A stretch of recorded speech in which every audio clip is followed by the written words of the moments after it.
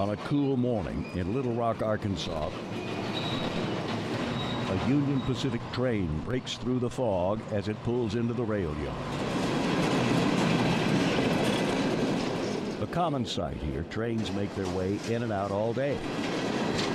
But there's one engine that spent most of its time sitting and waiting. This locomotive is a unique piece of railroad technology, and it's a unique piece of America.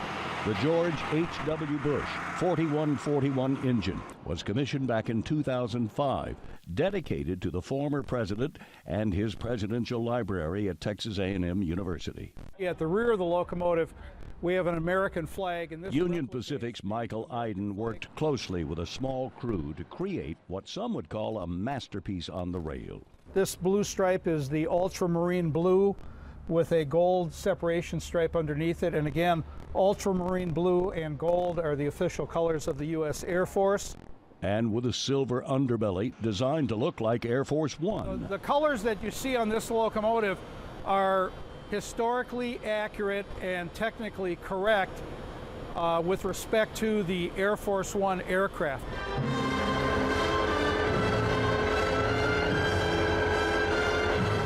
Unlike other engines on the rails, this is the only one to ever have been driven by a former U.S. president, and Iden was along for the ride.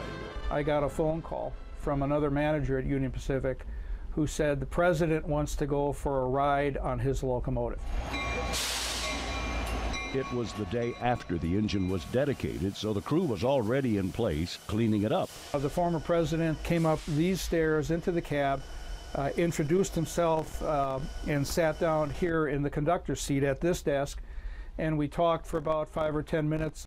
What happened next took Iden by complete surprise. Then the president looked at the three of us, the UP engineer, another manager, and myself, who were in that corner of the cab, and he looked at us with a little bit of a smile on his face, and he said, do you mind if I take it for a drive? After a brief lesson, President George H.W. Bush took the controls. We got up to about 30 miles an hour. We moved about 2 miles down the track, and he brought the locomotive to a stop. Iden was able to capture the 2 miles on camera, a moment he will never forget.